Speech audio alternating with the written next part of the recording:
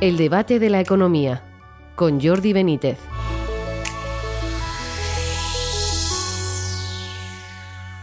Bienvenidos al debate de la economía. Como era de esperar, la llegada de Donald Trump no está dejando indiferente a nadie. Una de las consecuencias es la imagen de decadencia que está dando Europa, que parece no pintar nada en cuestiones como la resolución del conflicto de Ucrania. ¿Por qué Trump prefiere a Rusia antes que Europa? Lo hablaremos a continuación con nuestros contertulios. Mientras Trump desprecia a Europa, la principal potencia de nuestro continente, Alemania, se enfrenta este domingo a unas elecciones para intentar encontrar un gobierno que le saque de su crisis. En el otro lado del mundo ha sido sonoro el tropezón de Milei con la criptomoneda que promocionó. Habrá que ver cómo afecta a su hasta ahora exitoso mandato. Por nuestra parte, en España seguimos viendo cómo nuestro volumen de deuda pública continúa creciendo. La ministra de Hacienda dice asombrosamente que el gobierno de Sánchez no ha subido los impuestos, sino que los ha bajado. Y tenemos una guerra interna en la patronal de los empresarios que ya veremos cómo acaba. Para hablar sobre todo ello tenemos hoy con nosotros a Rafael Pampillón, catedrático de la Universidad San Pablo CEU. Bienvenido. Hola, ¿qué tal? Y a Santiago Carbó, catedrático de la Universidad de Valencia, director de Estudios Financieros de Funcas. Bienvenido, Santiago. Hola, ¿qué tal? Oye, pues vamos a por la primera pregunta internacional, pregunta del millón. Rafa, ¿por qué Trump prefiere a Rusia antes que a Europa? Bueno, yo creo que en parte porque Rusia se estaba dando a China, que es su verdadero contrincante, y esa relación sino-soviética o sino-rusa, pues no es algo que le tranquilice. Y por tanto, lo que yo creo que ha hecho, entre otras cosas, es elevar a Rusia y meterlo en el G8 y dejarnos a Europa, pues, desguarnecidos. Y también porque no solo por ese temor a China, que efectivamente es un competidor tecnológico, comercial, en población, es inteligencia artificial, sino también porque yo creo que ha gastado Estados Unidos mucho dinero en la guerra de Ucrania, no sé si son 114.000 millones o 120.000 millones de dólares, y tiene una deuda muy alta, tiene una deuda que para un país desarrollado es excesiva, ¿no? O sea, que está ahora en el, no sé si en el 124%, y al 2028 se iría al 137% del PIB. O sea, que yo creo que quiere dejar de gastar dinero en la guerra de Ucrania, que Europa se las arregle por su cuenta, y Europa nos ha pillado pues con un bajo nivel tecnológico, bajo nivel de gasto en defensa, bajo nivel de energías baratas, y tenemos unos costes muy altos, fiscales, costes sociales, costes salariales. Es decir, que Europa nos ha pillado con el paso cambiado. Parece que van a ir a Estados Unidos a hablar con él, Macron y el primer ministro británico. Yo creo que debería ir también Meloni, porque Meloni es amiga suya, y yo creo que harían un trío mejor que solo estos, que Stammer y Macron. Se apuntaría a Meloni, hubiera sido mejor.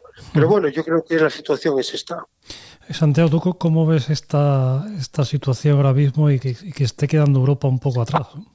Bueno, yo creo que desde que llegó a la Casa Blanca nuevamente Trump, pienso que la nueva administración lo que quiere es, en primer lugar, contentar lo más que pueda a su público, a sus votantes, y entonces está haciendo muchos anuncios, ¿no? Yo creo que es así. Y en este momento le toca a Europa. Primero fue Canadá y México, luego China. Es decir, que Europa ha sido un poquito más tarde porque siempre ha sido un socio y aliado. Y cuando ha llegado el momento de hablar de la guerra de Ucrania, bueno, pues no quiere gastar más dinero en la guerra de Ucrania. Entonces, yo pienso que cuando le ha tocado el turno a Europa, pues bueno, los temas que salen fundamentalmente son los aranceles. Yo creo que ha habido una confusión con el tema del IVA. El IVA se carga tanto a productos importados como a productos domésticos, por tanto ahí yo creo que no hay una discriminación contra Estados Unidos. Y luego yo creo que él está muy insatisfecho con el gasto militar europeo, ¿no? Y con tener que gastar él tanto en la defensa de Europa. Y ahora es donde Europa tiene que dar esa respuesta, ¿no? Lógicamente. Creo que además Europa va a tener que cambiar esa hoja de ruta que marcan los informes Letta y Draghi, porque todo esto acelera. Entonces, yo creo que él va a ser fundamentalmente transaccional y pedirá algo a cambio, entiendo, porque si no, su hoja de ruta no se va a cumplir tampoco. Es decir, a las malas tampoco se va a cumplir. Uh-huh. Rafa, estamos viendo también, claro, además la principal potencia de Europa, que es Alemania, está en una situación muy difícil, tiene elecciones este domingo. ¿Cómo ves que necesita un cambio radical? ¿Cómo ves la situación económica del país? Le hará falta, claro, también que se solucione este conflicto le favorecerá, pero ¿cómo lo ves? Bueno, Alemania tiene elecciones, por eso no va nadie de Alemania en ese viaje a ver a Trump. Van estos dos países, Gran Bretaña y Francia. Entonces, yo creo que Alemania pues tiene elecciones el domingo, ha cometido muchos errores en los últimos 15 años con la alianza CDU-SPD y necesita un cambio radical en las políticas económicas, en las políticas energéticas, que ha cerrado las centrales nucleares, en la política social, que ha gastado mucho dinero y no lo ha podido destinar a infraestructuras que las tiene muy descuidadas, y necesita cambiar su modelo industrial, porque no está en el campo de la inteligencia artificial, no está en el campo de las baterías ni de los coches eléctricos. A mí me parece que se ha quedado obsoleta y, por tanto, las encuestas dan que el CDU va a ganar las elecciones y que Friedrich Merz, que es el futuro canciller, pues tendrá un 30% de los votos.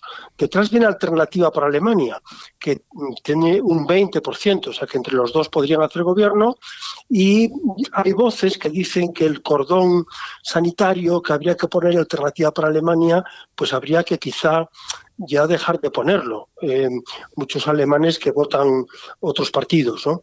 Y luego el SPD, el Partido Socialista, que solo tiene el 15%, los verdes el 13%. En definitiva, yo creo que va a haber un zarandeo tremendo en la economía que necesita el país y que lógicamente va a ser pilotada por Merz y por la democracia cristiana. Vamos a ver con quién se va a juntar, si con el Partido Socialista o con Alternativa para Alemania. Santiago, ¿cómo ves Alemania? ¿Qué necesita ahora mismo? Bueno, evidentemente primero tenemos que ver qué partido sale y qué coalición sale. A partir de ahí veremos si podrá apoyar políticas de integración europeas o no. Para mí eso es lo primero. Y luego, pues lógicamente, necesitamos una hoja de ruta distinta en Europa y Alemania también. Ya lo ha apuntado Rafael, es decir, más inteligencia artificial, más tecnología, cambios en su sistema productivo que probablemente en 15 años han hecho, cambio completamente de modelo energético. Es decir, son muchos cambios. Pero para mí, por diferenciarme un poco de Rafael, la clave es si seguirá apoyando las políticas europeas o saldrá un gobierno pues que sea tibio, ¿no? Y que pueda poner dificultades a los retos que vienen en este momento para Europa. Uh-huh. Oye, Santiago, pues sí, ir contigo a cambiar un poco el ritmo. Esta semana, pues también yendo al otro lado del mundo, ¿no? Pues se ha hablado también varios días sobre la cuestión del criptofiasco, lo han llamado algunos, ¿no? De Milei, ¿no? Claro que es un gobernante que llevaba una trayectoria, parecía por bastante buen camino, daba la impresión, ¿no? Y esto puede que le haga daño, ¿no? ¿Qué te ha parecido esta situación? Pues es lógico que le haga daño, primero porque en materia cripto los políticos y los gobernantes no deberían meterse. Es decir, ahí, y sobre todo menos anunciando, divulgando, esos son todo líos, porque evidentemente es un mundo con muchos riesgos. Si hubiera ido todo bien al alza, nadie habría protestado, pero ha ido a la baja y se ha perdido dinero. Entonces yo creo que ha demostrado un conflicto de intereses que no solamente es en el caso de Milei, también crearon su propia meme coin, el presidente estadounidense y su mujer. Y todos esos son problemas de futuro, porque al final si alguien pierde dinero dirá, usted como presidente, ¿para qué se ha metido en una cuestión privada financiera, ¿no? Entonces yo creo que es muy, muy problemático y que nos lleva a un terreno legal, jurídico, largo, porque supongo que mucha gente le va a demandar por el dinero que ha perdido, pues ha perdido mucho dinero. Y repito, cualquier otro gobernante que lo haga tiene que atarse los machos, porque si hay pérdidas, la gente va a decir, oiga, usted con su posición de privilegio, usted ha ido anunciando, promoviendo este tipo de instrumento. Y yo creo que hay un clarísimo conflicto de interés que nunca debió cumplirse, nunca debió materializarse. Y ahora estamos con los problemas de ese conflicto de interés, claro, porque ha habido pérdidas. Sí, la verdad es que es una noticia que, claro, puede romper todo lo que se le estaba alabando en general, toda la política económica que estaba haciendo, salvo por algunas cosas que hacía falta un poco más de tiempo también, ¿no? Y claro, esto puede llevar al traste con todo, probablemente, ¿no?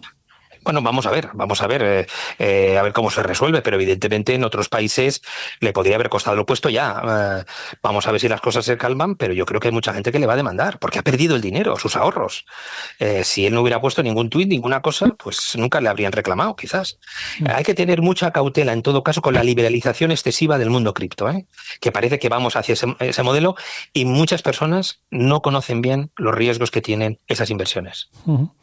Sí, comentábamos que bueno, que esta semana, Rafa, has publicado en tu cuenta de X pues algunos gráficos referentes a la productividad muy interesantes, productividad española, ¿no? Y también sobre la tasa de ocupación, vamos, interesantes y preocupantes, ¿no?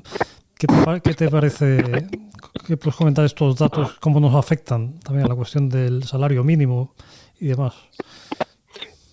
El salario mínimo ha subido muchísimo en los últimos 6 años. Ha subido un 61%. Y, lógicamente, esta subida del salario mínimo lo que ha provocado, desde mi punto de vista, es un descenso de la tasa de actividad. Es decir, la tasa de actividad es el mercado de trabajo, que son los ocupados y los parados, dividido por la población en edad de trabajar. Entonces, claro, España es el último país de Europa en tasa de actividad. Quiere decir que, a pesar de que entran muchos migrantes, más de 1,5 millones netos en los últimos 3 años, a pesar de que aumenta la población en edad de trabajar, esa población no está en el mercado laboral, está en la economía sumergida, porque en algún sitio tiene que estar. De manera que cuando tú subes los salarios, aumentan los costes y gente que tiene pues un empleado doméstico, una ayuda en la casa o en la agricultura, que se han encontrado casos, en la construcción. Claro, llega un momento que los costes laborales, tanto las cotizaciones sociales, que han subido mucho en los últimos 3 años, como también el salario mínimo, todo esto al final genera o desempleo o que la gente se sale al mercado laboral y se mete en la economía sumergida, donde no hay leyes, no hay salario mínimo, no hay seguridad social, no hay futuro, no hay pensiones, pero que les permite sobrevivir y los empresarios seguir con su actividad. Santiago, estos datos que los conoces también, la verdad es que es muy llamativo. De hecho, yo creo que escribiremos en el debate un día de estos sobre ellos, porque desde luego la columna de la tasa de actividad es tremenda. O sea, aparece España ahí al final de la tabla, pero con una diferencia muy llamativa respecto al primero, claro, lógicamente, ¿no? ¿Cómo ves estas dos cuestiones, tanto la tasa de actividad, productividad y ligado con el salario mínimo, como comentaba Rafa, si quieres? Bueno, tenemos desde luego una tasa de actividad tradicionalmente muy baja y se mantiene, ¿eh? Es decir, que aunque se haya podido en algún momento mejorar, tenemos un problema quizás de incentivos al mercado formalizado de trabajo, que es lógicamente no al sumergido, sino al formalizado. Y es evidente que probablemente cualquier de nuestra día, la subida del salario mínimo pues ha de alguna manera frenado la contratación.